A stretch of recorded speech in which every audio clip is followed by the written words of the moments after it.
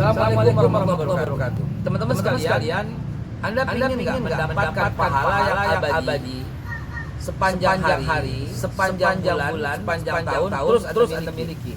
Tiada lagi. Itulah yang disebut wakaf.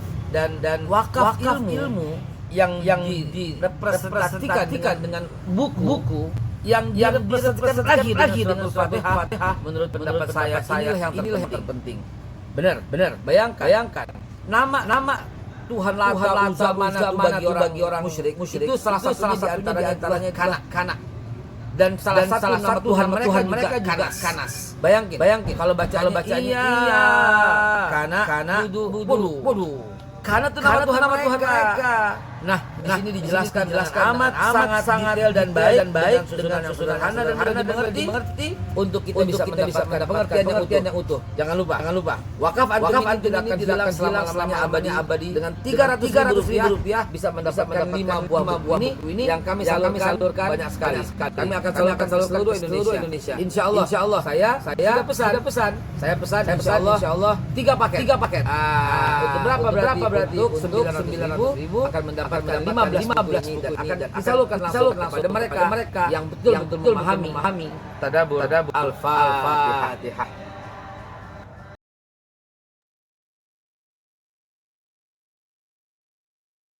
Bismillahirrahmanirrahim. Assalamualaikum warahmatullahi wabarakatuh. Alhamdulillahirabbil alamin wassalatu wassalamu ala asrofil anbiya'i wal mursalin wa ala alihi wa sahbihi ajma'in. Amma ba'du. Alhamdulillah, segala puji kita panjatkan kepada Allah Subhanahu wa taala atas nikmat yang begitu banyak Allah karuniakan kepada kita. Ketika kita menghitung nikmat-nikmat yang Allah berikan kepada kita, tentu kita atau manusia tidak mampu menghitungnya. Itulah nikmat Allah, nikmat Islam, nikmat kesehatan, nikmat iman, maupun nikmat-nikmat lainnya. Salawat beriringan salam tak lupa kita aturkan kepada Rasulullah SAW. Dialah membawa risalah yang telah membawa dunia kegelapan menuju dunia terang menderang dengan cahaya Islam. Juga para sahabat dan tabi'in yang telah juga sama-sama berjuang bersama Rasulullah menegakkan Islam di dunia ini. Sahabat MKI yang berbahagia, alhamdulillah pada pagi yang cerah ini kita masih bisa berkumpul untuk mengkaji, untuk menuntut ilmu tentang ruqyah syariah yang dipandu, yang dibina oleh Ustaz Sahal Al-Mudofari. Alhamdulillah, pekan lalu kita membahas tentang syirik di medan pertempuran, dan kemarin juga kita sempat mempraktekkan, mendiagnosa apakah diri kita terkena sihir atau tidak Alhamdulillah, nanti juga kita akan bahas juga, mungkin nanti Ustaz Sahal akan mempraktikkannya juga bagaimana sihir-sihir mengatasi sihir misalnya di persaingan dunia usaha. Kalau kita lihat saat ini kendati zaman sudah makin modern santet ataupun sihir maupun guna-guna atau ilmu hitam itu masih saja digunakan oleh segelintiran atau sebagian individu untuk niat jahat. Nah, ini biasanya misalnya di tempat usaha yang kerap menjadikan ilmu hitam ini istilah sebagai sarana untuk selain niat jahat juga untuk kepentingan memperkaya diri misalnya. Nah, biasanya tempat usaha ya yang terkena sihir misalnya, atau santet, atau guna-guna, atau lain sebagainya, ini merupakan hasil perbuatan pribadi seseorang yang merasa iri dan dengki melihat keberhasilan orang lain ya, atau kompetitornya. Nah, ini adalah buah dari ketamakan ya, yang ingin jalan pintas untuk meraih kesuksesan dalam dunia usaha. Nah, ini mereka menghalalkan ya segala cara ya untuk menyingkirkan orang yang tidak mereka sukai, khususnya kompetitor dalam dunia usaha atau dunia bisnis. Ya banyak kisah-kisah atau kasus-kasus yang mungkin kita alami, kita dengar di masyarakat terkait ada saja warung atau usaha ya yang tiba-tiba sepi ya, yang awalnya ramai tiba-tiba sepi. Nah, ini ada kemungkinan nanti kita bahas ya oleh Ustadz Sahal, ada kemungkinan terkena guna-guna misalnya gitu. Di samping itu ada juga warung atau usaha yang ramainya minta ampun ya. Padahal kalau dilihat atau dinikmati rasanya misalnya ya, layanannya mungkin ya, ini tidak ada nilainya misalnya, tidak, bintangnya mungkin bintang 3 misalnya ya. Nah, ini kenapa ya? Bisa saja mungkin ada pemanfaatan ya, penglaris kok istilahnya, sehingga masyarakat atau pembeli ya terkecoh ya, karena ada bantuan-bantuan dari eh, dunia sihir. Nah, ini akan kita bahas pada kesempatan kali ini ya. Ini menarik saya kira, karena mungkin sebagian jamaah MKI ya adalah pelaku usaha, dan bagaimana kita bisa menghindari atau menangkal ya niatan-niatan jahat dari kompetitor kita, khususnya yang melancarkan santet, guna-guna ya. Kemudian bagaimana eh, seandainya kita terlanjur membeli atau mengkonsumsi makanan atau dagangan misalnya yang dibumbui oleh penglaris. Nah, ini seperti apa? Apakah kita akan terkena juga dampaknya atau efek negatifnya? Baik, kita sapa dulu Ustadz Sahal. Alhamdulillah sudah berada di ruang Zoom. Assalamualaikum Ustaz.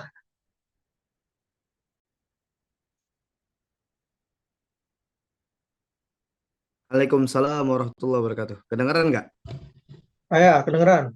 Oh, Masya Allah, Kopinya, Alhamdulillah. Masya Allah. kopinya juga kedengeran tuh, Ustaz. Kopinya, Hah? Kopinya Ustaz, kopi. katanya Ustaz. Udah siap. Kopi. Gimana Ustaz? Sehat Ustaz? Baik, Alhamdulillah. Alhamdulillah. Alhamdulillah. Masya Allah. Ini kalau persaingan parfum gimana Ustaz? Ada upaya-upaya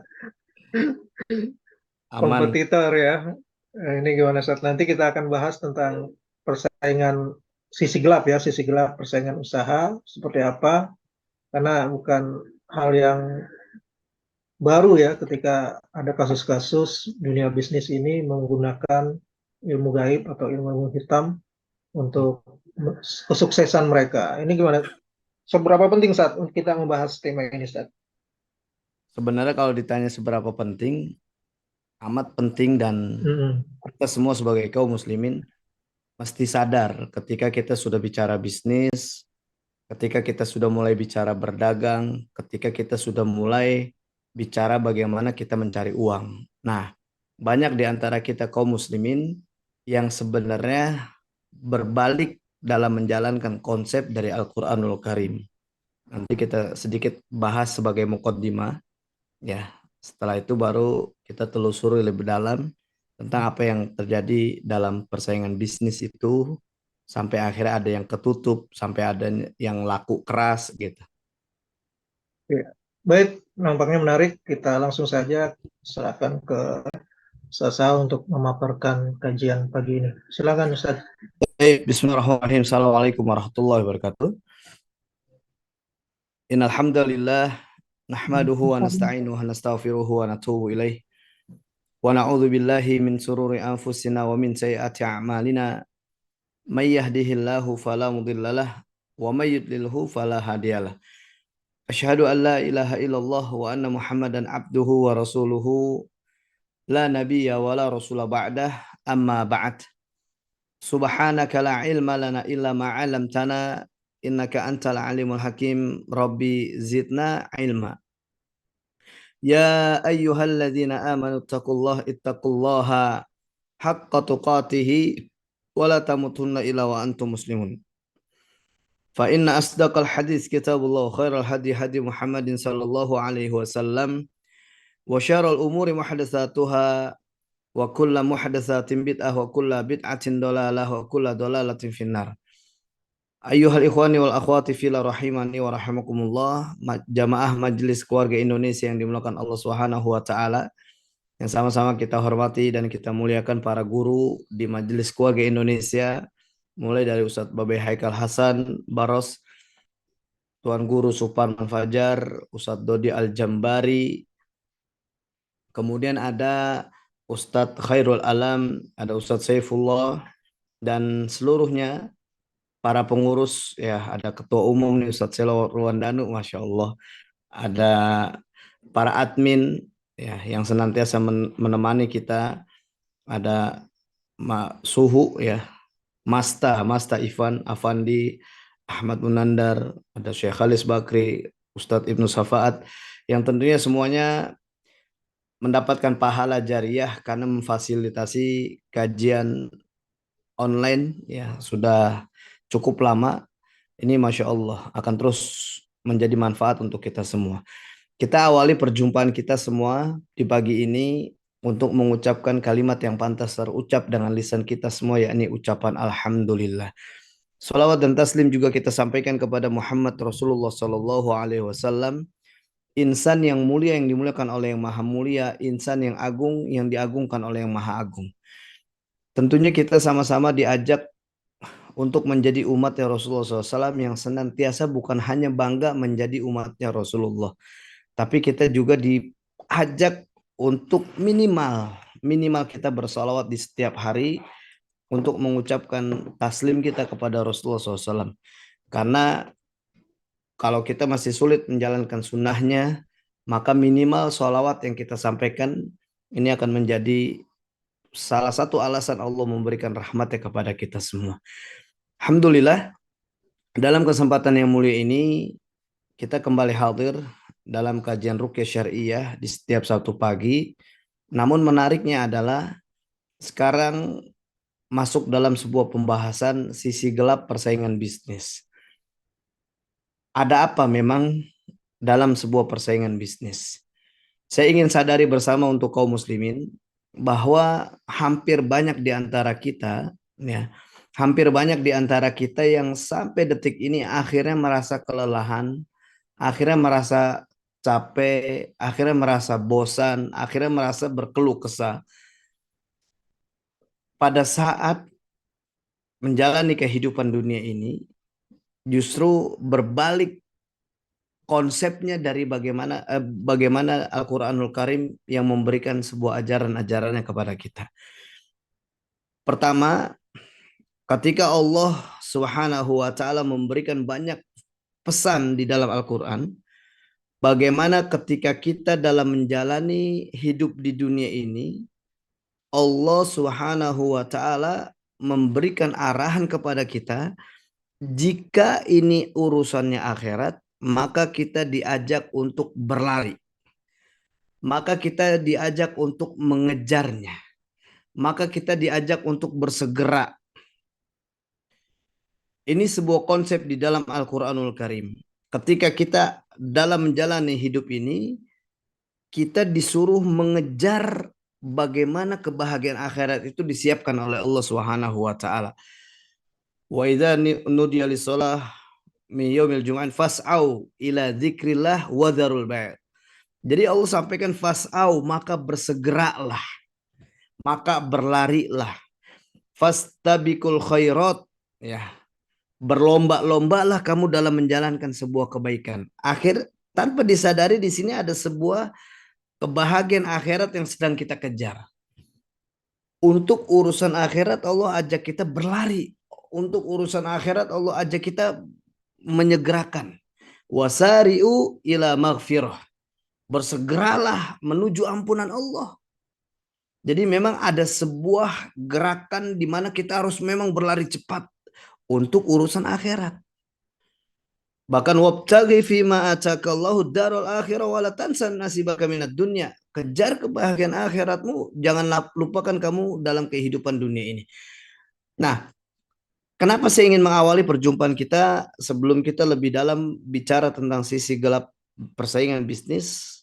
Ketika kita sudah mulai memahami bahwasanya dalam menjalankan kehidupan dunia ini kita dikedepankan untuk berlari dalam urusan akhirat. Famshu fi manakibiha, tapi berjalan atau menjelajahi untuk urusan dunia ini, maka disinilah kita sudah mulai sadar betul bahwasanya aku yakin bahwasanya rizkiku tidak akan mungkin diambil orang lain, dan ini yang membuat hatiku tenang. Nah, dari konsep ini kemudian kita tahu bahwasanya di dalam berbisnis, di dalam berusaha, di dalam berdagang ada rizki yang memang Allah sudah siapkan kepada kita semua. Rizki itu nggak akan mungkin ketukar. Rizki itu memang Allah sudah siapkan kepada kita. Kita tahu bagaimana, ya kita tahu bagaimana ketika kita berjalan, kita keluar rumah dalam mencari ridha Allah, melangkah untuk mencari nafkah. Di sini Allah sudah siapkan sebenarnya rizkinya untuk kita. Tapi banyak orang-orang kita yang justru dia ingin mendahului takdirnya Allah Subhanahu wa taala ketika Allah sudah siapkan rizkinya, tapi dia ingin bantuan yang lain. Ya, tadi disebutkan bahwasanya ada yang kita lihat tiba-tiba tokonya rame. Ini sebenarnya efek yang dia lakukan itu adalah ketutupnya urusan-urusan orang. Makanya jangan heran ketika kita punya usaha berbarengan, kanan kiri rame, toko depan belakang, tiba-tiba toko kita sepi, orang-orang di sekitar sepi, yang di sana yang rame. Ternyata itu bisa jadi memang tidak ada sihir di toko kita, tapi orang yang lain melakukan sihir dengan cara apa? Yang kita tahu ada namanya pengasihan, ada yang namanya penglaris. Ternyata efek dari itu bisa berdampaknya kepada usaha-usaha kita yang di sebelahnya.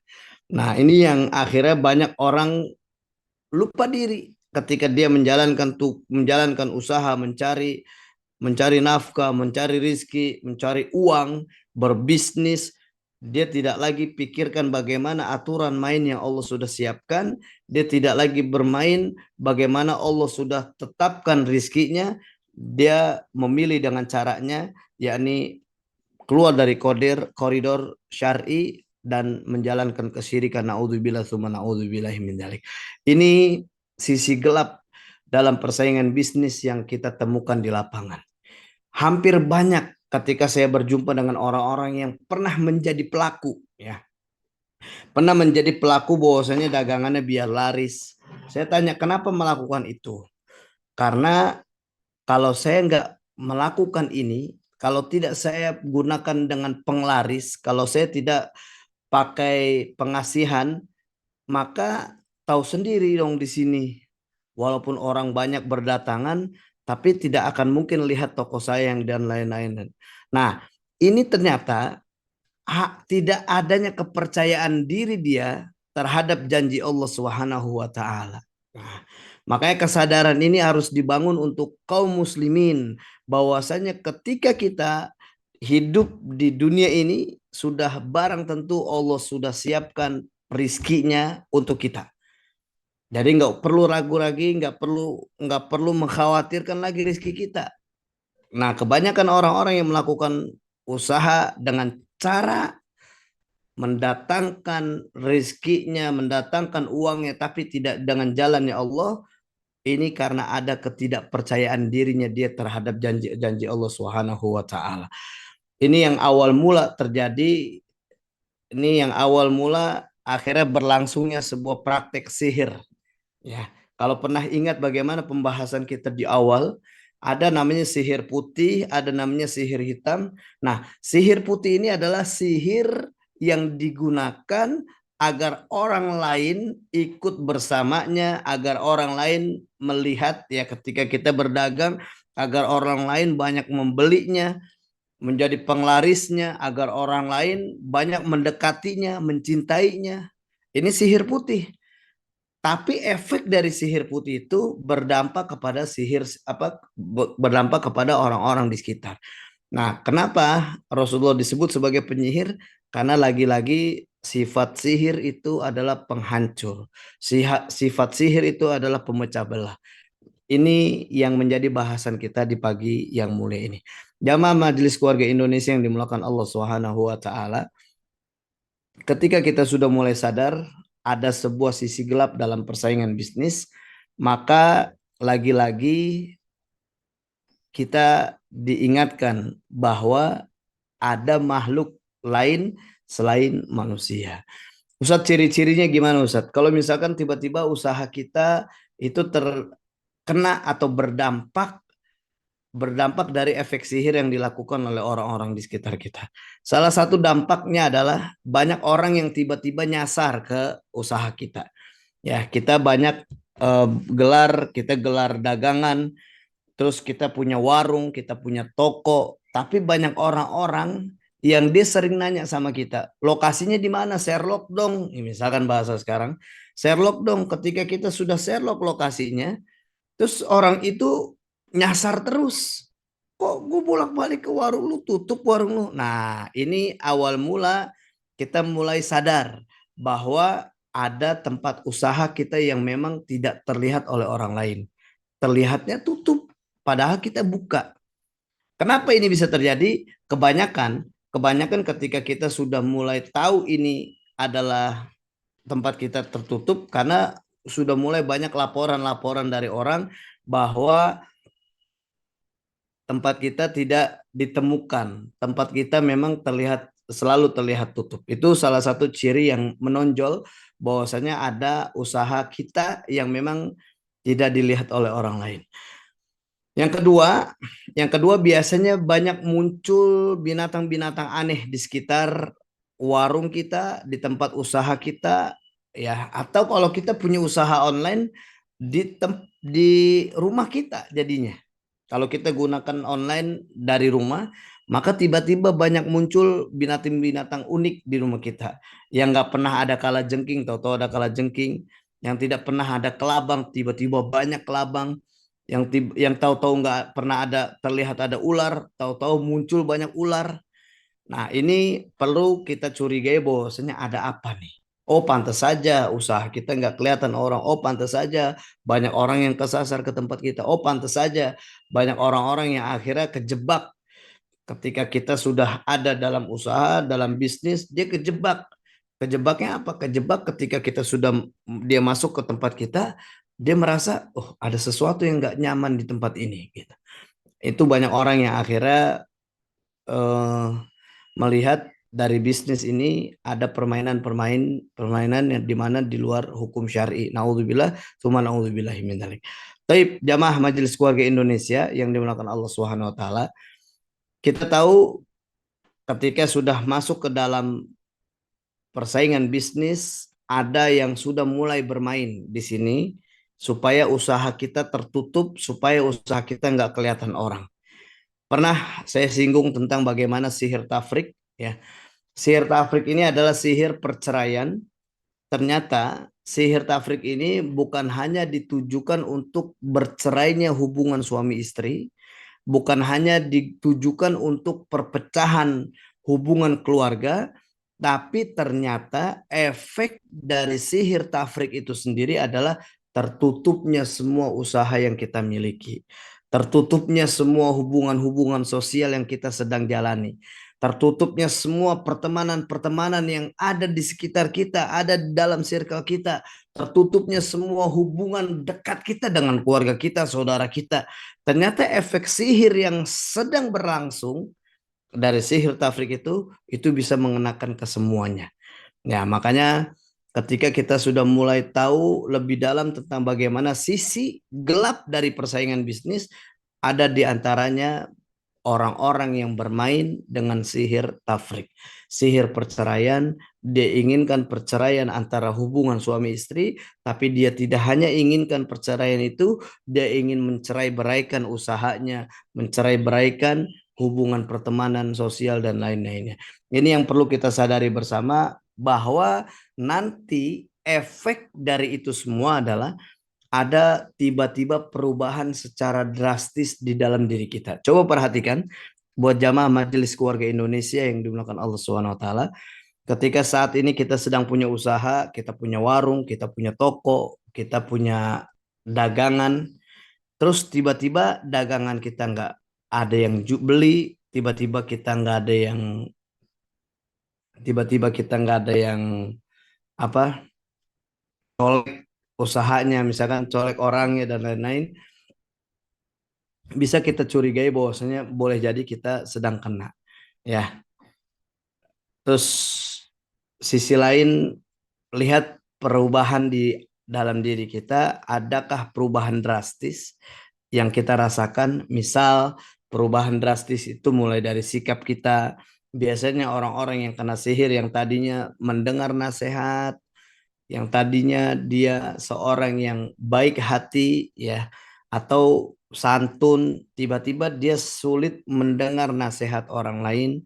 Yang kedua, tiba-tiba dia tidak menjadi seorang yang brutal, yang tadinya santun menjadi seorang yang brutal, yang tadinya tidak pernah marah-marah dia menjadi seorang yang mudah marah, yang tadinya dia seorang yang sehat, tiba-tiba dia berubah menjadi seorang yang sakit, sering mengalami sakit, pundak sering berat, kepala sering sakit, perutnya sering bermasalah.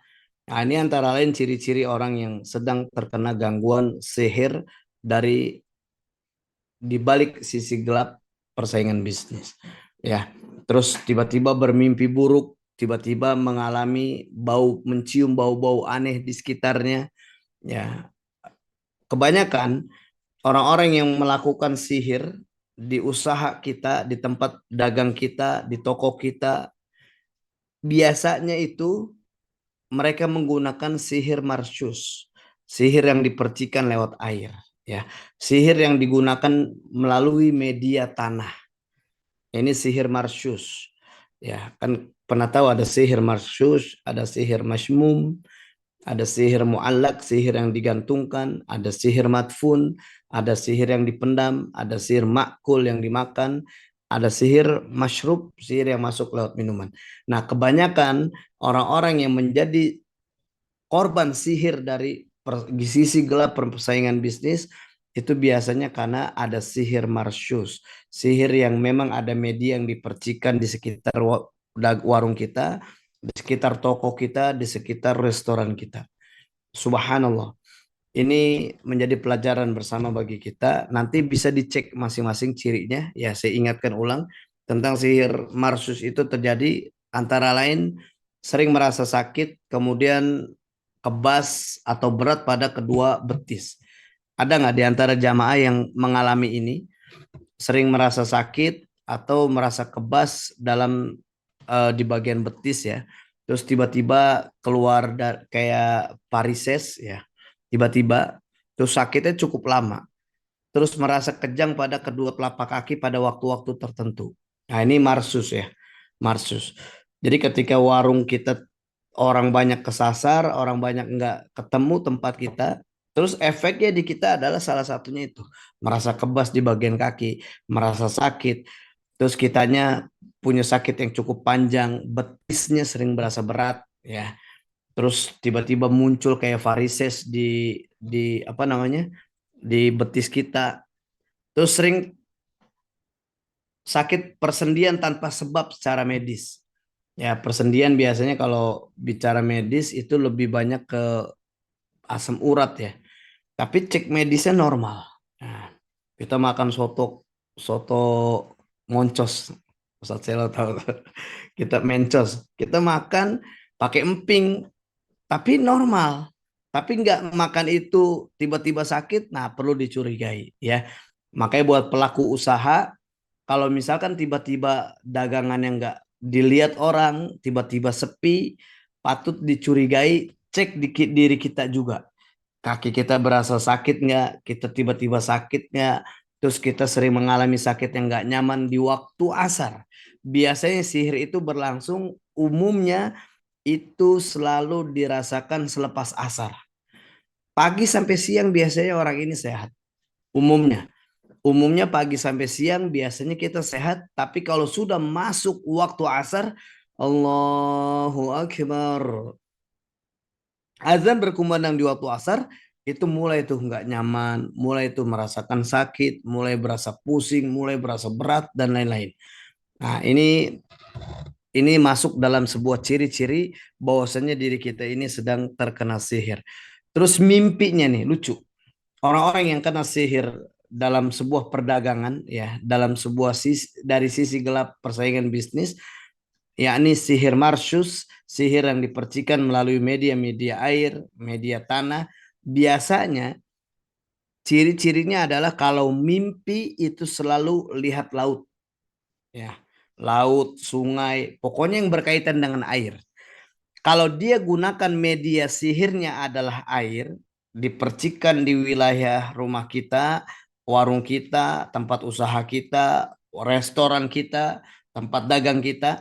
Kalau dia gunakan media air untuk menutup usaha kita, maka yang berefek di diri kita adalah kalau mimpi, biasanya mimpi ketemunya laut, sungai, kali, danau, ya. Itu biasanya dengan media air atau rawa, atau tiba-tiba dalam mimpi ada hujan, terus kita ketemu parit, terus ada air terjun, ya. Itu mimpinya. Itu kalau media air. Tapi kalau kita korban sihir, tapi media yang digunakan ini dengan media tanah, biasanya ciri-ciri yang berefek kepada kita dalam mimpi, melihat kuburan, terus lihat tengkorak, media tanah. Terus lihat bangunan reruntuhan dalam mimpi kita. Terus kita sering bermimpi berjalan tanpa alas kaki. Adakah di antara kita yang saat ini mengalami mimpi, selalu mimpi lihat ketika kita jalan tapi tanpa alas kaki? Ya, alas kaki itu nyeker men kalau bahasa kitanya.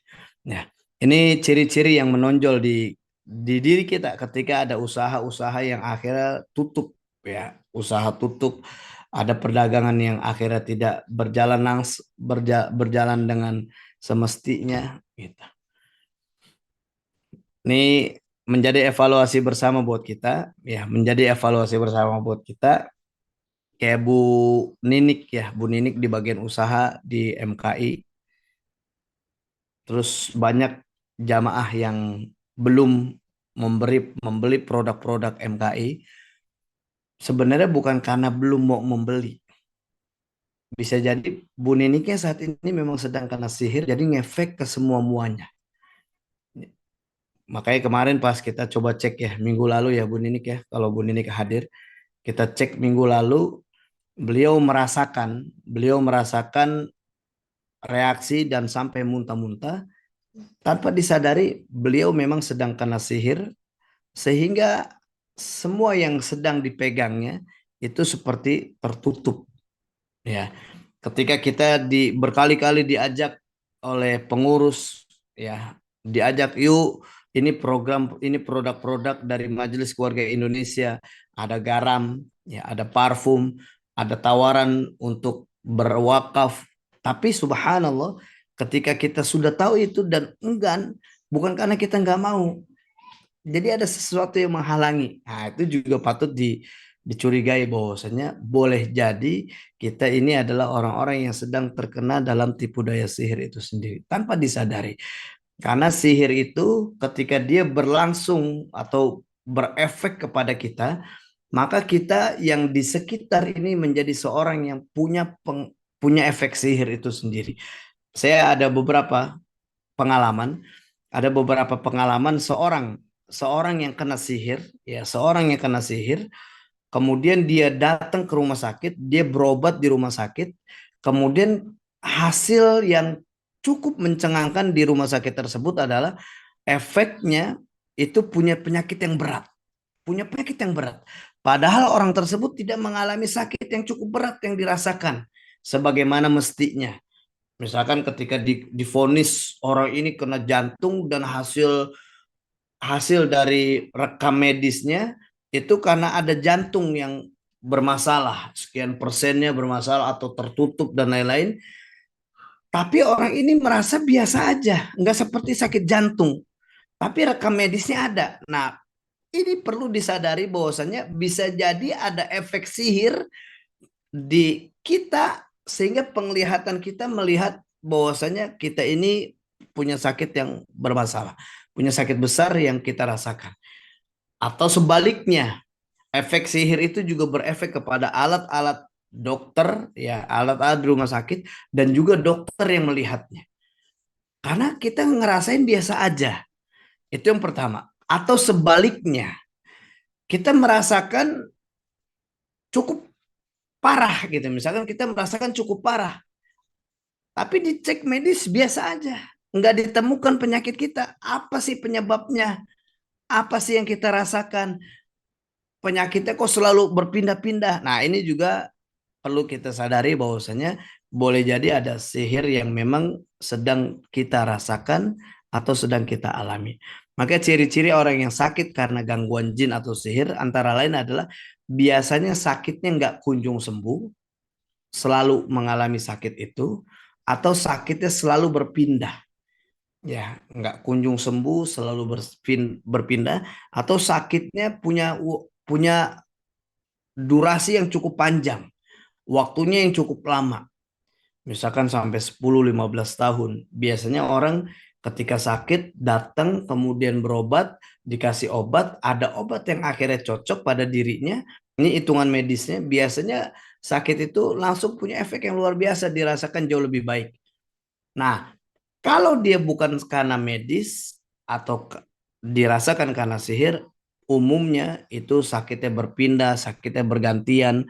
Ya, sakit yang dirasakan ini akhirnya mengalami waktu yang cukup panjang. Nah, ini yang perlu kita ingatkan kembali diri kita. Boleh jadi saat ini kita adalah orang-orang yang memang mengalami sihir itu sendiri.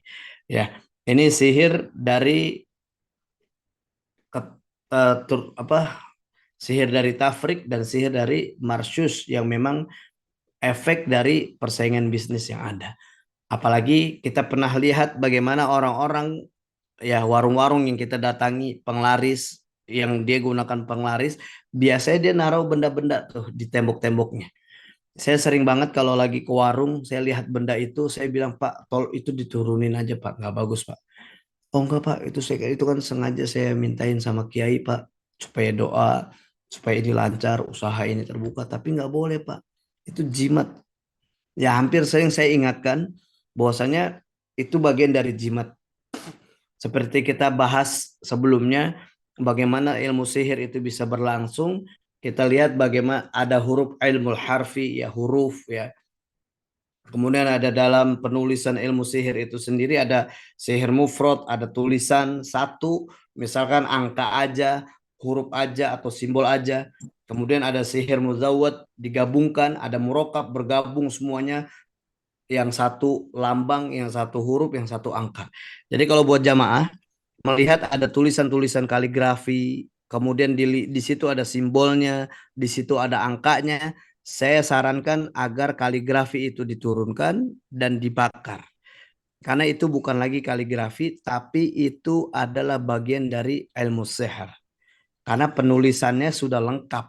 Sihir murokab yang digunakan, ada angka, ada huruf, ada simbol. Ya, jadi kalau kita lihat itu di warung-warung yang ditempelkan, kemudian kita lihat tulisannya bercampur, terus kita sering lihat ada Al-Fatihah Sungsang misalnya, Al-Fatihah Sungsang tuh huruf Al-Fatihah tapi kebalik, itu juga nggak boleh digunakan. Kenapa? Karena dalam penulisan Al-Fatihah itu sendiri, dia gunakan ilmu harfi, kemudian dia gunakan bastu wa taksir, bagaimana cara menyambungkan huruf, terus dia gunakan bagaimana ilmu ini masuk kepada aufak, jadikan wafak, azaim, jimat-jimat.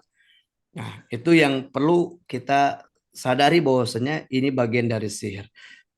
Jangan menganggap hal sepele dalam hal ini karena bisa berefek luar biasa di dalam kehidupan kita. Orang yang menggunakan ilmu itu untuk mengelariskan dagangannya, dia anggap benar, dia mendatangkan orang banyak ya dengan cara itu. Tapi akan ada efek yang dirasakan ke orang itu dan juga keturunan-keturunan sesudahnya. Jadi biasanya orang-orang seperti itu tiba-tiba jadi malas mandi, ya, malas mandi, nggak mau bersih-bersih, terus ngefek ngefek berikutnya dia sering mengalami sakit, tiba-tiba ada perubahan emosi yang berubah drastis, jadi pemarah hebat. Nah, itu efeknya sebenarnya. Dagangan benar laris, dagangan benar datang. Tapi efek dari itu semua karena kita sudah mengundang jin melibatkan bangsa jin untuk perdagangan atau bisnis yang sedang kita lakukan. Nauzubillah summa nauzubillahi min dzalik. Ini cara yang tidak benar, ini cara yang justru membuat kita menjadi seorang yang dikatakan sebagai pembatal iman kita. Jadi walaupun kita mengaku sebagai muslim, tapi kita sudah melakukan sihir putih. Pada umumnya orang bilang ini kan sihir putih, penglaris itu sihir putih, pengasihan itu sihir putih. Memang kasat matanya sihir putih, tujuannya baik, tapi di balik sihir putih di sini ada perjanjian kepada bangsa jin dan sihir itu akan membuat pelakunya menjadi kafir. Naudzubillah summa naudzubillahi min dzalik. Makanya buat jamaah yang pernah melakukan itu, buat jamaah yang pernah berbuat dengan cara singkat mendatangkan orang, nanti efeknya kepada diri kita. Saya juga pernah ada pengalaman seorang anak usia belasan tahun, 14 tahun kalau nggak salah, itu meninggal dunia karena dia punya mertua. Orang tuanya ini punya mertua. Mertua berarti orang tua dari istrinya. Itu mertuanya. Nah, orang tua dari istrinya ini, ibu dari istrinya itu punya adik. Ya, punya adik. Nah, adiknya ini melakukan apa namanya? Melakukan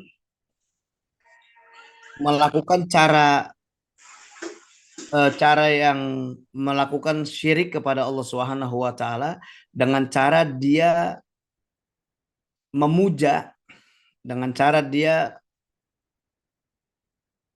apa ya kalau bahasa kitanya nih, supaya datengin duit banyak, bahasa kitanya apa Ustadz Ibnu Sabat? Muja, Nyegik, nyegik, nyugih, nyugih, nyegik, pesugihan nyegik, betul. nyegik kalau bahasa Adik Sunda. adik dari mertuanya itu melakukan persugihan. Jadi menonjolnya itu setiap ada yang meninggal dunia, maka di ruangan itu langsung berdatangan duit yang banyak. Subhanallah. Dia sudah memiliki korban 3 orang. Pertama suaminya. Lucunya adalah ketika anaknya dia meninggal dunia, ini saya dapat pengalaman langsung. Orangnya sampai kalau cerita tuh nggak kuat menceritakan ini. Sampai dia bilang ketika anak saya meninggal dunia, adik mertuanya bilang alhamdulillah, kemudian dia seneng dan langsung besoknya dia meresmikan beberapa restoran milik dia, terus dia langsung menonjolkan bahwasanya saya punya mobil baru, saya punya rumah baru. Subhanallah, itu langsung berefek. Nah, ini yang akhirnya ngefeknya dia nggak mau. Biasanya orang-orang kayak gitu ketika dia melakukan persugihan, dia tidak mau sugihnya itu apa tumbalnya itu kepada orang dekat, yakni anak-anaknya. Dia nggak mau. Dia biasanya kalau dia istri nggak apa-apa dia korbankan suaminya, tapi dia nggak mau korbankan anak. Ketika ada sebuah perjanjian kepada dukun, maka dia akan memilih orang lain, ponakan deh nggak apa-apa, atau saudara dari ponakan, atau sepupu, itu yang akan dijadikan target tuh. Semakin dia banyak terlibat dalam pesugihan, dalam pemujaan itu, maka semakin banyak yang meninggal dunia di sekitarnya. Kenapa? Karena ini memang ada dalam perjanjian-perjanjian perdukunan, bagaimana dia bisa meninggal dunia Tentunya izin Allah Subhanahu wa taala. Jadi proses-proses ini tentunya izin Allah Subhanahu wa taala, tapi ketika izin Allah sedang berlangsung, ya, dukun itu memang mengikatkan sebuah perjanjiannya kepada bangsa jin dan membuat tertutuplah penyakit-penyakit, misalkan medisnya jantung tiba-tiba terhenti, itu bisa dengan izin Allah Subhanahu wa taala. Itu bisa karena memang ada sebuah perjanjian. Nah, biasanya selain itu dia harus jadi korban juga. Jadi kalau misalkan dia istri, dia harus jadi korban, siap melakukan hubungan juga bersama suami bersama dukunnya.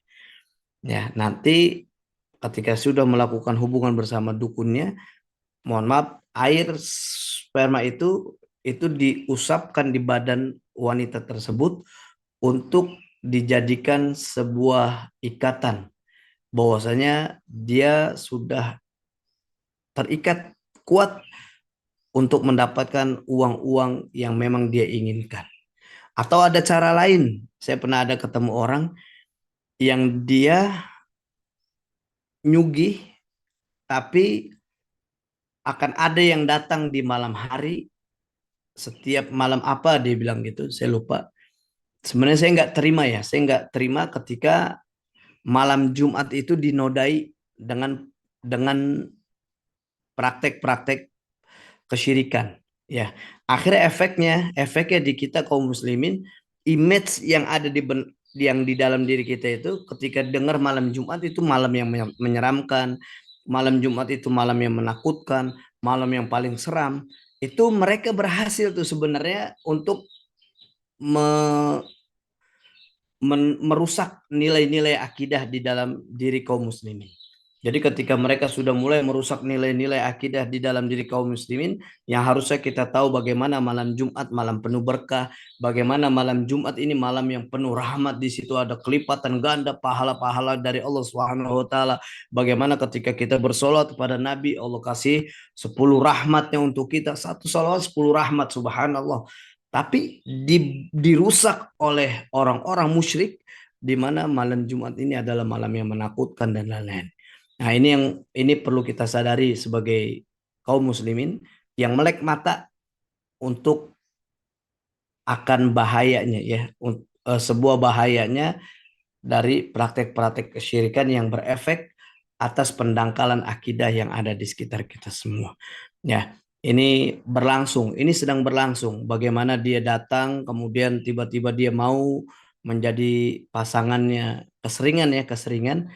Kalau di kita nih kaum muslimin itu mereka lebih dekatnya kepada Ratu Pantai Selatan, Nyi Roro Kidul, nanti anak buahnya Nyi Roro Kidul menyetubuhi orang itu dan besokannya dia menjadi seorang yang akan mendapatkan uang. Biasanya umumnya mereka orang-orang yang menyiapkan tempat khusus, tempat gelap, satu ruangan khusus, karena ruangan ini nantinya untuk wallahu alam bagaimana prosesnya, tapi duit tiba-tiba muncul dan datang kepada diri. Karena apa? Karena dia siap menjadi budak syaitan. Syaitan tidak suka kopi. Cuman saya doang yang suka kopi, tapi pada saat syaitan minta kopi, bukan kopinya yang diminta sama syaitan, tapi dia inginkan penghambaan kita kepada dirinya. Dia cuman pengen kita ini ikut sama dia.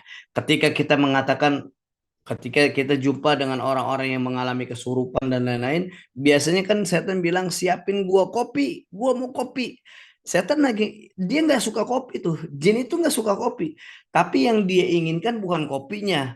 Yang dia inginkan itu adalah ketika kita bilang, iya gua siapin kopi, kalimat itu yang dimau. Penghambaan itu yang ada di dalam dirinya. Itu yang dia inginkan. Ya, makanya ketika ada proses-proses kesyirikan yang berlangsung, misalkan disiapkan ayam cemani, ayam serba hitam, dicari tikus yang yatim. Ya unik-unik memang ciri-cirinya, tikus yang yatim. Saya pernah ada orang dimintain coba cari tikus yatim sebagai syarat. Terus dia disuruh cari eh, apa? Lebah betina, ya, tiga ekor lebah tapi betina. Ini gimana cara lihatnya? Terus sebenarnya kalau lebah betina cara lihatnya gampang, ya. Kalau dia mendekati bunga, berarti itu betina. Karena di dalam Quran surah An-Nahl, bagaimana madu itu dihasilkan dari lebah betina, ya. Dan Allah gunakan kata domirnya untuk betina, wanita, ya. Domir di Quran itu fasluki subula rabbiki dzulula, ya. Tapi paling tidak saya ingin membuka diskusi panjang bahasan tentang ini, karena kalau kita materi full sampai setengah tujuh, khawatir banyak pertanyaan-pertanyaan yang terlewat. Silakan, nih masih ada 10 menit untuk Ya, diskusi, nanti mm-mm. selebihnya ada bonus tambahan waktu. Baik, sebelum kita buka sesi tanya jawab maupun diskusi, kita simak dulu yang mau lewat dulu nih. Silakan Pak Admin.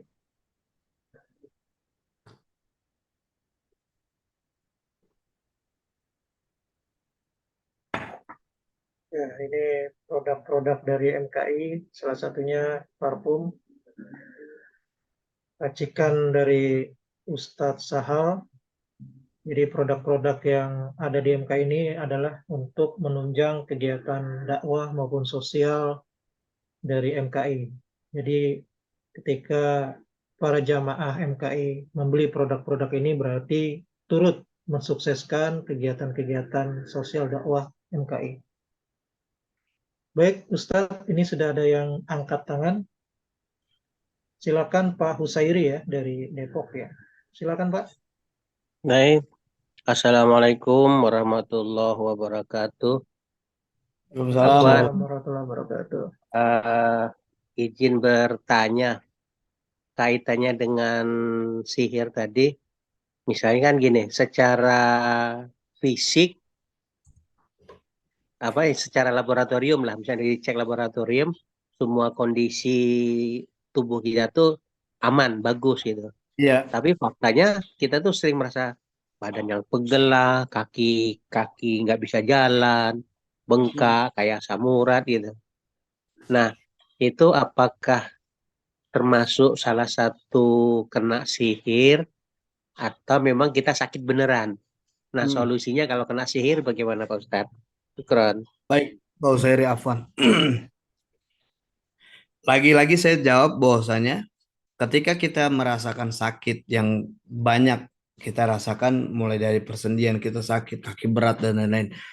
Terus apakah kita kena sihir? Sebenarnya ketika dijawab apakah kita kena sihir, bisa jadi kita kena, bisa jadi juga enggak.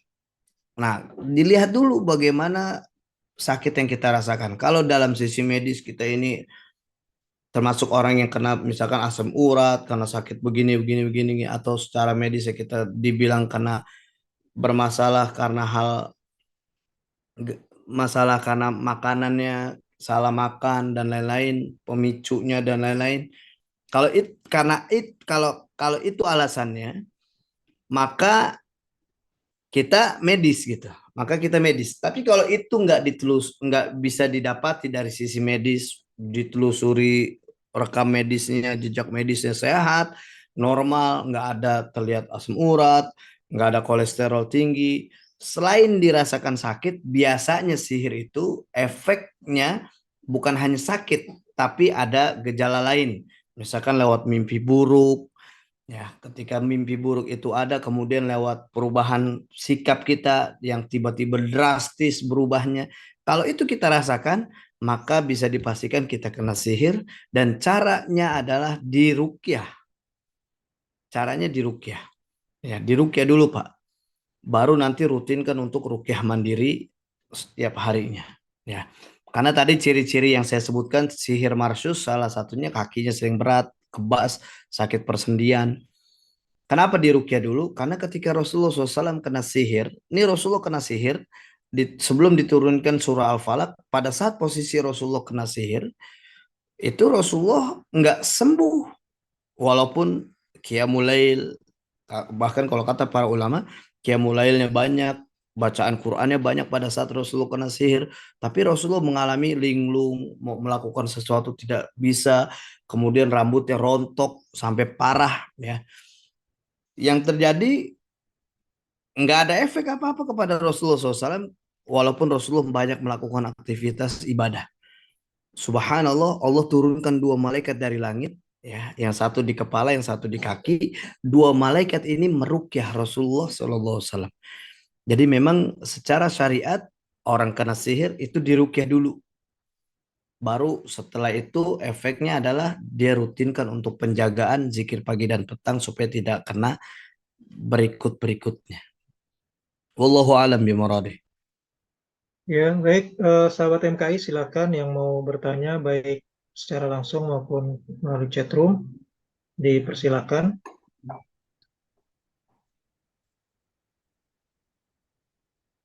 Ustaz, ini sambil menunggu ya. Ini saya Tat, sempat, ingin tanya, Tat. oh ya silakan, silakan Bu. Ya, Assalamualaikum warahmatullahi wabarakatuh. Alhamdulillah. Siapa nih? Assalamualaikum warahmatullahi wabarakatuh. Aneh, Tat. Oh lah, bendum. Gini, Tat. Untuk umpamanya kita terindikasi kena nih sesuatu yang nggak terlihat lah gitu ya. Terus kita udah ruqyah, sudah ruqyah dengan seorang guru, ruqyah juga dengan mandiri gitu, Tat. Tapi apakah itu harus terus menerus gitu, Tat? Kita lakukan atau cukup kayak kita ruqyah sudah ruqyah dengan guru nih, cukup 2 kali 3 kali 4 kali mungkin gitu ya. Nah, apa itu udah cukup atau perlu secara rutin atau continue gitu kita ruqyahnya dengan guru gitu, Tat?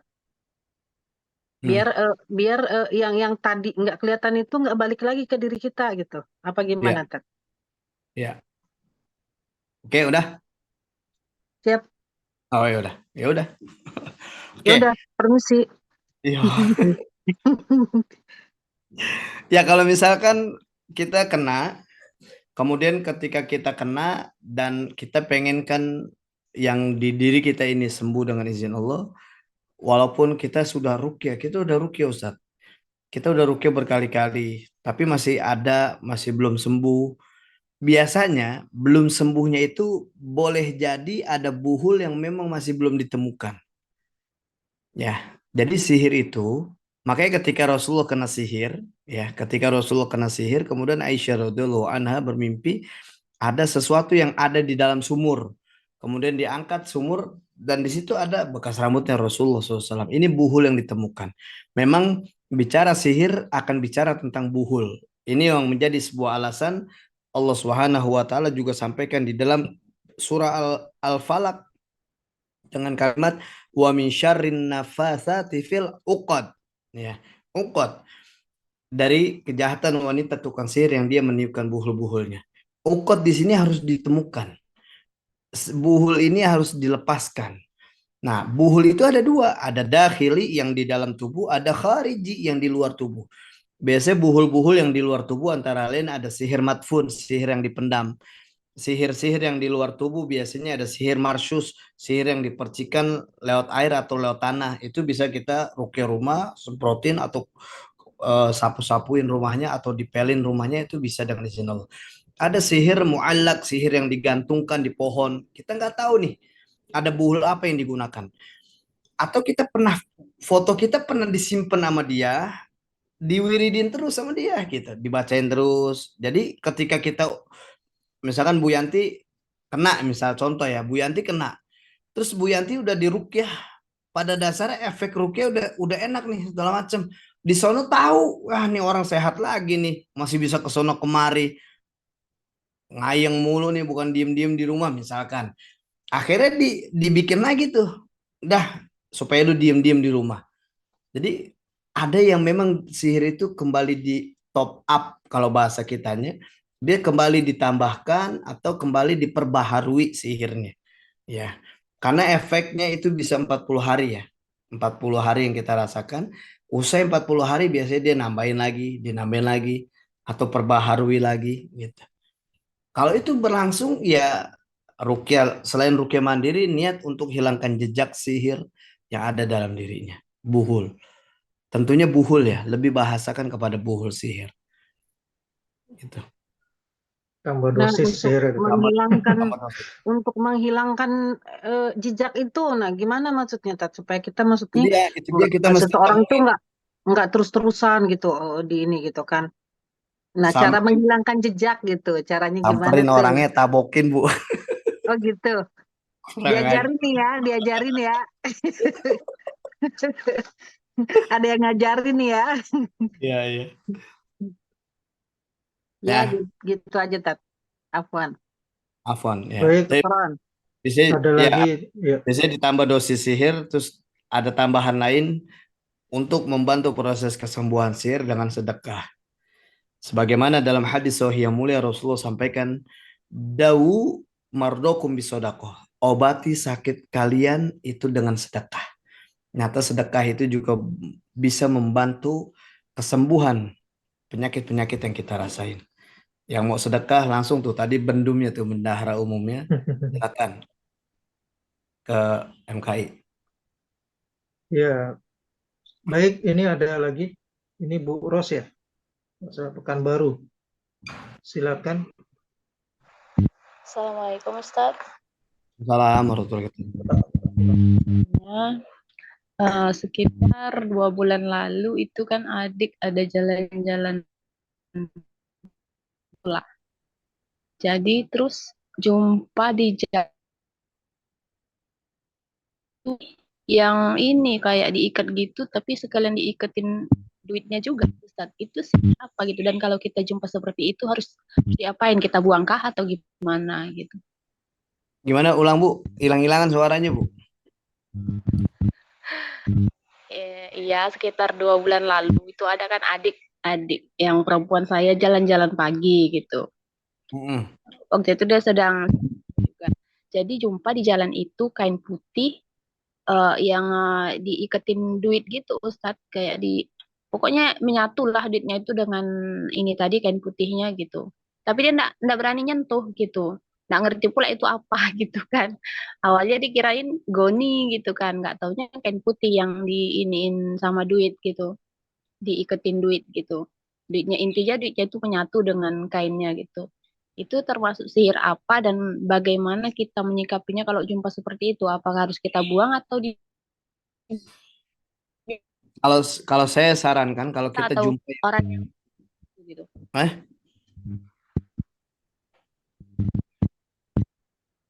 Apa yang harus kita lakukan ketika kita jumpa seperti itu, Ustadz gitu? oke. Adakah efeknya untuk diri kita yang memegangnya atau orang yang memegang dari benda itu gitu? Oke, udah. Iya. Oke, kalau jawabannya apa yang harus kita lakukan? Saya keseringan kalau ketemu benda-benda yang diikat di jalanan, ya, diikat di jalanan, misalkan kita ketemu binatang, ayam dalam kondisi terikat, terus kondisi yang dia memang nggak normal, ikatannya kayak ada sesuatu, saran saya kita ruqyah mandiri, kali kelas al-falaq anas tiup usap semua tubuh, usai kita ruqyah mandiri, ambil benda itu kemudian putusin, hancurin atau diputusin tali-talinya, bakar, maka bisa jadi itu ada kaitan sihir yang memang ditujukan kepada seseorang.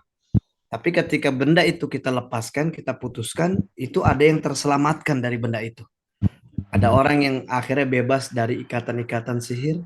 Ya, berapa banyak kasus-kasus yang ditemukan yang saya pernah juga share di grup WhatsApp.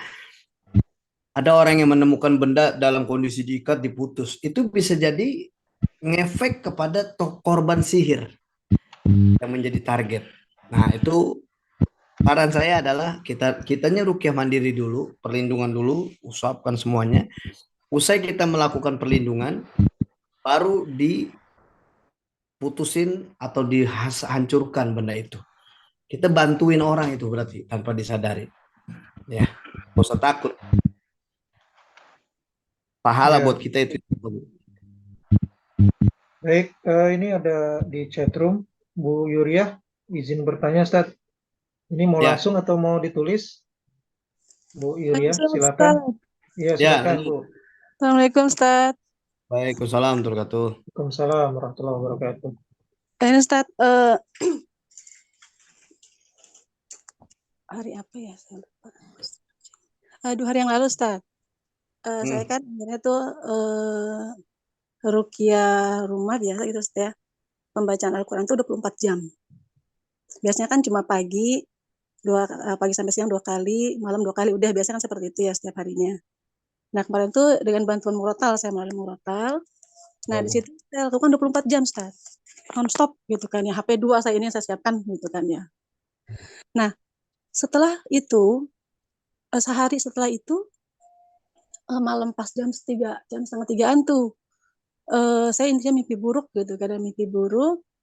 Kemudian badan saya nggak enak, dada sesak gitu kan ya. Saya langsung minta suami saya untuk meruqyah seperti yang pernah kita lakukan waktu di sana gitu ya Ustaz ya. Waktu saya dulu berbaring, yang tangan suami saya suruh ngangkat gitu karena tangannya. Nah, akhirnya teknik itu kita lakukan. Nah, setelah itu dilakukan, saya agak enakan. Suami saya sampai mandi keringat Ustaz. Pas jam 3 tuh mandi keringat.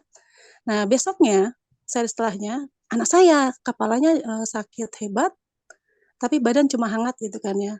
Pas saya pegang kepala dia itu saya usap-usap, yang dia rasakan kok, dia bilang kok dipegang sakit, dia bilang gitu kan. Malah tambah sakit dipegang, kami mau tambah sakit kepala aku, kata dia gitu. Akhirnya saya panggil rumah saya. Nah, saya minta ruqyah dia bagian kepala tuh Ustaz. Suami saya mandi keringat lagi tuh. Suami saya mandi keringat lagi tuh. Waktu itu kita lakukan pada maghrib kemarin tuh pada maghrib. Nah semalam juga sama, dia ngeluh lagi, lakukan itu lagi terus kita lakukan sampai terakhir semalam tuh, sebelum Isya juga kita lakukan lagi gitu. Pada Isya jadi 2 kali kita tuh, karena suami saya nggak kuat juga. Pas pada maghrib dia lemes gitu, tunda dulu setelah Isya, jadi lakukan lagi gitu kan ya. Nah ketika itu terjadi,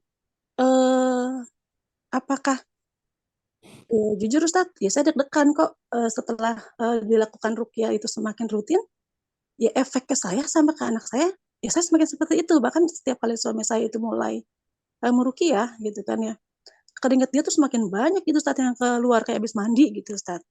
Ya itu yang pertama ya Ustaz ya.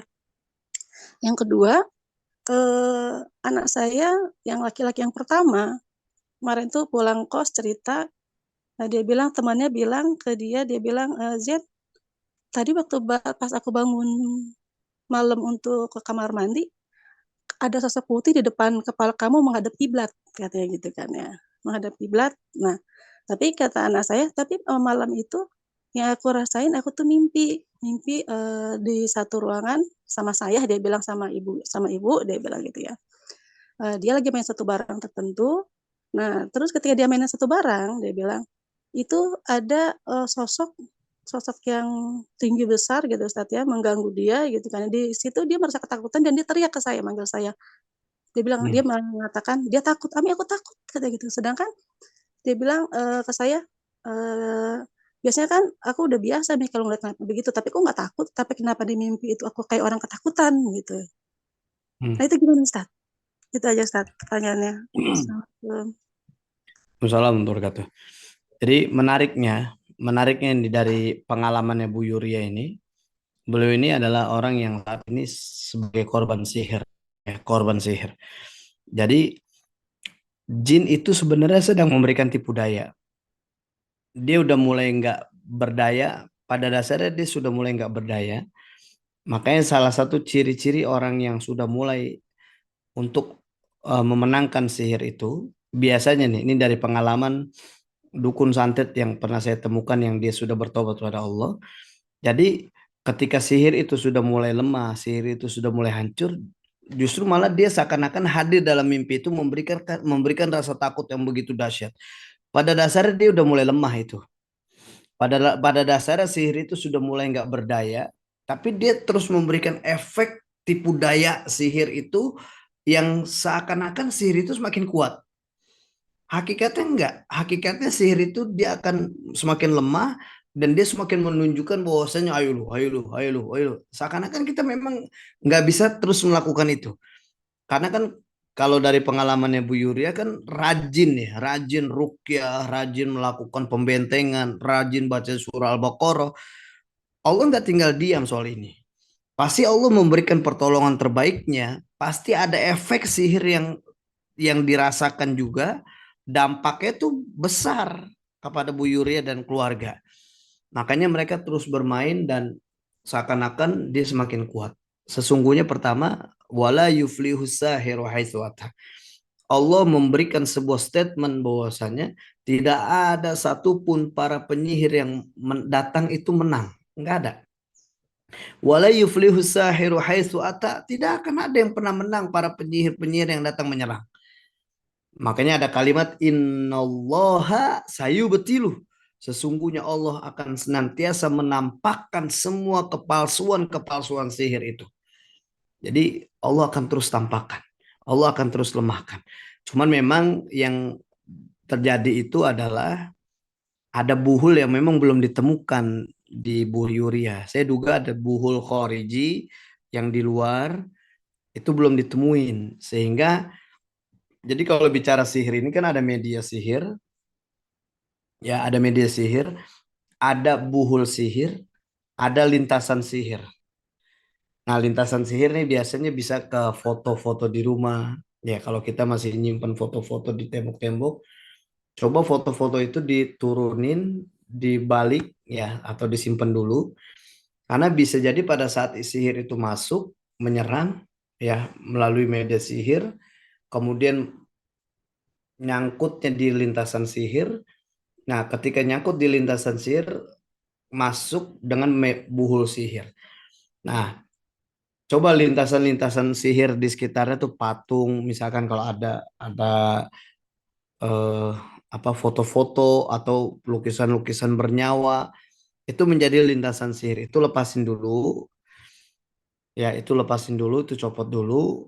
Nanti sambil beberapa kali rukyah di sekitar rumahnya, mencari buhul yang ada di luar. Itu biasanya ketemu. Usai ketemu nanti akan ada perubahan yang jauh-jauh lebih baik insya Allah biinilah. Insya Allah Bu Yuria. Ya, kenapa anaknya dalam mimpi itu bisa takut? Karena itu tadi dia coba seakan-akan menganggap dirinya kuat, dirinya hebat. Itu dibalik tipu daya sihir juga itu Bu. Anaknya kena efek itu. Sekarang Ustaz. Afwan, afwan. Insya Allah. Baik, ini ada dari Bu Tuti Alawiyah, Bogor. Assalamualaikum Ustaz, izin bertanya. Kalau sihir yang ditanam, apakah yang membuangnya harus yang menanamnya atau boleh siapa saja? Ini ada terjadi di tetangga rumah dan sakit yang sekarang diderita ibu itu. Tanda-tandanya ada semua yang tadi dijelaskan. Terima kasih Ustaz. Ya, sama-sama. Kalau tanda-tanda yang tadi saya jelaskan itu sihir marsyus. Sihir marsyus itu sihir yang disemprotkan atau dicipratin laut air atau media-media tanah. Nah, kalau tanda itu ada, bisa bantu orang itu, kita rukyah rumahnya, semprotin dengan beberapa media ya dengan air yang sudah dibacakan ayat Quran, disemprotin dengan niat untuk hilangkan jejak sihir. Kita yang bantu. Kalau misalkan orang yang naro kalau dia sadar, dia salah, dia bertobat pada Allah, itu lebih baik dia yang meletakkan sihir itu. Tapi kalau kita yang jadi korban sihir, misalkan kayak tadi ibu sebagai tetangganya, ya sebagai tetangga yang baik, nggak apa-apa. Tanpa dikasih tahu kepada orang tersebut, semprotin aja rumahnya, niatin ya Allah, saya niatkan untuk menghilangkan jejak sihir jika memang ada di rumah ini, karena berefek kepada pemilik rumah, yang pemilik rumah ini sakit. Hilangkan semua jejak sihir ini ya Allah dengan izin. Bacakan Al-Fatihah, ayat kursi, Al-Ikhlas, Al-Falaq, An-Nas. Bacakan lagi kalimat bara'atu minallahi wa rasulih ilal ladzina ahadtu minal musyrikin atau bait 1. Bacakan lagi, niatkan untuk menghilangkan jejak sihir. Innallaha sayubtilu, innallaha sayubtilu, innallaha sayubtilu. Baca, jadi niatkan semuanya, apapun yang kita baca, niat untuk hilangkan jejak sihir. Seperti itu Bu. Nanti insya Allah orang yang ngerasain sakit tadi itu tetangganya sehat. Izin Allah. Kalau memang ada sihir di sekitar rumahnya. Baik, Allah ini alam. dari Muhar Fauzana. Ustaz, kalau patung manekin di rumah, tapi yang nggak ada mukanya gimana Ustaz?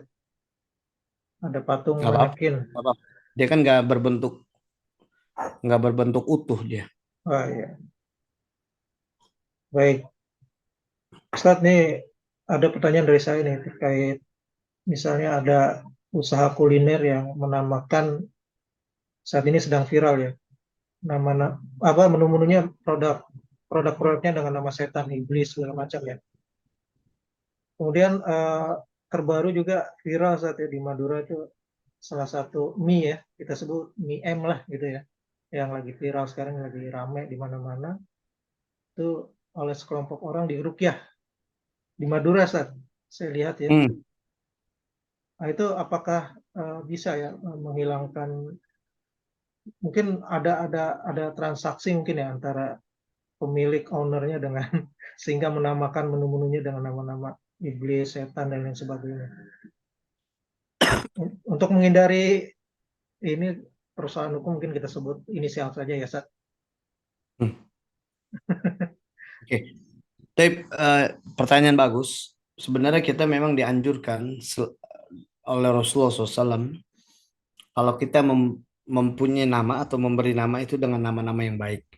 Ya, apalagi usaha, dan nggak boleh memang. Ini juga sempat menjadi sebuah pembahasan oleh para ulama tentang bagaimana nama sambal setan misalkan. Terus ada nama-nama iblis, itu nggak boleh tuh, jelas nggak boleh. Karena nama itu nama syaitan, kita tahu bagaimana syaitan. Syaitan ini adalah musuh nyata bagi kita orang beriman. Tapi kalau mereka menganggap biasa aja, tidak ada efek apa-apa, mereka menganggap biasa aja kok kita memberikan nama iblis. Ya tanpa disadari dia bagian dari iblis, tanpa disadari. Tanpa disadari dia juga bagian dari syaitan itu sendiri. Karena bagi kita orang-orang beriman kepada Allah, justru kita menghindari kata-kata itu. Innahu lakum aduwwum mubin. Sesungguhnya mereka ini nyata, musuh yang nyata bagi kita. Tapi kalau mereka menganggap itu bukan musuh yang nyata, malah teman, biasanya nggak masalah nama itu. Biasanya nggak masalah. Nah, itu tanpa disadari dia sedang melakukan persekutuan dengan syaitan. Makanya banyak orang-orang kita nih belum sadar bahwasanya ada janji-janji Allah yang digelincirkan oleh iblis. Karena iblis laknatullah dia ada kesempatan khutbah nanti di neraka jahanam. Iblis mengatakan innallaha wa'adakum. Sesungguhnya Allah memberikan janji-janji kepada kalian wa'dal haq, dengan janji yang benar. Wa wa'adtukum fakhlaftukum. Tapi janji-janji yang benar itu digelincirkan oleh mereka. Maka sebuah pesan dari Ustadz Budi Ashari Hafizahullah, beliau bilang bahwasanya jangan bangga dengan hijrahmu, boleh jadi ada iblis di persimpangan jalan. Ya, kalau kata Ustadz Budi Ashari bilang orang nih yang kalau dia saat ini menamakan dirinya kelompok hijrah, berarti mereka siap perang tuh dengan iblis tuh, siap berantem tuh sama iblis, nantangin tuh orang gitu. Masalah ini gitu. Makanya kalau kita memberikan nama-nama dengan nama-nama itu baiknya nggak boleh, baiknya jangan, karena ini juga dilarang ya. Berikan nama-nama yang baik gitu. Baik, ada lagi dari sahabat MKI, silakan, masih ada waktu mungkin Ustadz. Ustadz, kalau soal ini Ustadz, misalnya kita beli di tempat ya Ustadz, itu rasanya enak banget Ustadz makan di tempat. Nah itu begitu dibawa pulang, rasanya jadi, Nah, itu ada sesuatu. itu salah satu ciri Iya, atau itu ada gimana Ustadz? sesuatu. Itu ada sesuatu. Ada sesuatu ya. Iya, itu ada sesuatu. Beda sama nasi Padang Ustadz ya, kalau makan di tempat Kalau nasinya nasi Padang, dikit ya. kalau nasi Padang dibungkus malah banyak. Iya. Baik, silakan teman-teman atau sahabat MKI yang masih ada pertanyaan atau ingin berbagi pengalaman. Ini saya bukan lagi, bukan kelihatan gemukan ya, masih ngefek sakit gigi. Udah seminggu. Baik, ada yang mau disampaikan lagi, Seth? Silakan kalau Yes. Kalau nggak ada lagi yang mau ditanyakan, alhamdulillah, semua alhamdulillah. Saya ingin tekankan bahwasanya sesungguhnya syaitan terus mengganggu kita, terus menggoda kita, ya. Tapi kita yang lupa kalau kita sedang diganggu syaitan. Jangan sampai kita termasuk orang-orang yang menjual akidah kita dengan cara kesyirikan, dengan cara ingin mendapatkan uang, tapi justru malah mengorbankan akidah kita. maka yakinlah pada Allah bahwasanya rizki itu pasti sudah ada takarannya untuk kita. Maka jangan sampai kita mendahului takdirnya Allah dengan cara kesyirikan. Naudzubillah tsumma naudzubillah min dzalik. Tapi paling tidak itu yang bisa saya sampaikan. Saya minta maaf kalau ada yang kasar, maklumin kan saya makhluk kasar Ustaz, bukan. ini ada lagi Ustaz. Ada Ah, satu lagi nih dari Muhar Fauzana ya, Fauzana ya dari Cipayung. Ustaz, kalau tetangga yang pakai mistik ya, kita bisa ketularan kena nggak Ustaz? karena bisa. Bisa ya. Jadi kalau ada tetangga dukun, kita punya tetangga dukun. Dukun itu bisa mengirimkan 700 jinnya itu ke tetangga-tetangga sebelah. Ngefeknya itu ada bisa ratusan jin yang mengenakan tetangga-tetangga. Baik, baik Ustaz. Satu lagi mungkin gimana untuk usaha agar tetap koridor menjalankannya sesuai dengan koridor Islam gitu. Artinya ada nggak dalam tanda kutip penglaris ya dalam dunia Islam Ustaz? Penglaris berdagang gitu. Apa saja Ustaz? Pertama kita Tips-tipsnya berdoa Ustaz. kepada Allah. Kita berdoa pada Allah. Kemudian usahakan nanti boleh buka di surah Al-Kahfi ayat 39. Ini sebuah adab yang Allah ajarkan. Kalau kita punya usaha baru, punya rumah baru, tempat tinggal baru, atau ladang baru, Allah ajarkan kita mengucapkan kalimat Masya Allah la quwata illa billah. Ucapkan kalimat itu. Di tempat usaha kita, kita ucapkan kalimat Masya Allah la quwata illa billah. Ini di surah Al-Kahfi ayat 39. Ini sebuah adab di mana agar memang kita sadar betul bahwasanya ini kepunyaan Allah. La quwata illa billah. Tidak ada kekuatan apapun yang diberikan hanya kepada Allah Subhanahu wa taala. Nah, itu yang pertama. Yang kedua, kita berdoa kepada Allah, langkahkan kaki kita bukan untuk mencari bukan untuk mencari uang. Langkahkan kaki kita, bilang ya Allah, saya ingin mencari ridhomu. Langkah ini saya ingin mencari ridhomu. Langkah ini saya ingin mendapatkan keberkahan darimu. Walaupun kasat mata kita sedang mencari uang. Tapi jangan sampai langkah ini tujuannya untuk mencari uang, tapi tujuannya untuk mencari ridho Allah. Di sini ada kebahagiaan akhirat yang sedang kita kejar tanpa disadari. Ya, kita doa melangkah bismillahi tawakkaltu 'alallahi la haula wala quwata illa billah. Sebagaimana ini doa dahsyat yang diajarkan Rasulullah SAW ketika Rasulullah sampaikan dalam hadis sahih yang mulia bahwasanya doa ini itu menyertai ada 3 kelompok malaikat. Kita melangkah bismillahi, Allah sampaikan pada malaikat yang pertama, wahai malaikat hudita. Kita baru melangkah dengan kalimat bismillahi, Allah memberikan petunjuk kepada kita. Tawakkaltu Allah, Allah sampaikan lagi pada malaikat yang kedua, wahai malaikat kufita, cukupkan orang ini. 2 langkah kita mendapatkan petunjuk dan kecukupan. Yang ketiga, la haula wa la quwata illa billah. Allah sampaikan kembali kepada malaikat, wahai malaikat wukita, berikan perlindungan kepada orang ini. Jadi sertakan tawakal kita kepada Allah di saat kita berusaha, di saat kita berdagang, di saat kita berbisnis, dan perlu juga kita semprotkan tempat usaha kita sambil kita berdoa kepada Allah jika memang ada yang menutup ini, maka engkau bersihkan semuanya dengan izin Allah. Tape itu yang bisa saya sampaikan semuanya. Baik, sahabat MKI, Alhamdulillah pada pertemuan pagi ini kita sudah merampungkan. Nah, ini ada produk dari Ustadz Sahal Parfum. Silakan bisa menghubungi Bu Ninik, Bu Ninik. Bu Ninik ya untuk mendapatkan produk-produk racikan dari Ustadz Sahal ya. Insya Allah, Udah 15 racikan tuh, tapi di Bu Ninik Masya yang spesial itu buat MKI. Masya Allah. Ya silakan. Baik, sahabat MKI, kita akhiri ya pertemuan pagi ini. Mudah-mudahan apa yang disampaikan Ustadz Sahal menjadi bekal kita, menjadi benteng kita, agar kita terhindar dari sihir maupun saat kita berusaha tentu harus sesuai dengan koridor-koridor yang telah Allah tetapkan. Selamat beraktivitas dan selamat berakhir pekan. Mudah-mudahan berkah semua. Saya akhiri membaca hamdalah, alhamdulillah, rabbil alamin. dan doa penutup majelis. Subhanakallah wa bihamdika asyhadu an la ilaha illa anta astaghfiruka wa atubu ilaik. Mohon maaf apabila ada kesalahan. Assalamualaikum warahmatullahi wabarakatuh. Waalaikumsalam warahmatullahi wabarakatuh. Mohon izin semuanya. Terima kasih Ustaz. Semua. اللهم ارحمنا بالقرآن واجعله لنا إماما ونورا وهدى ورحمة. الله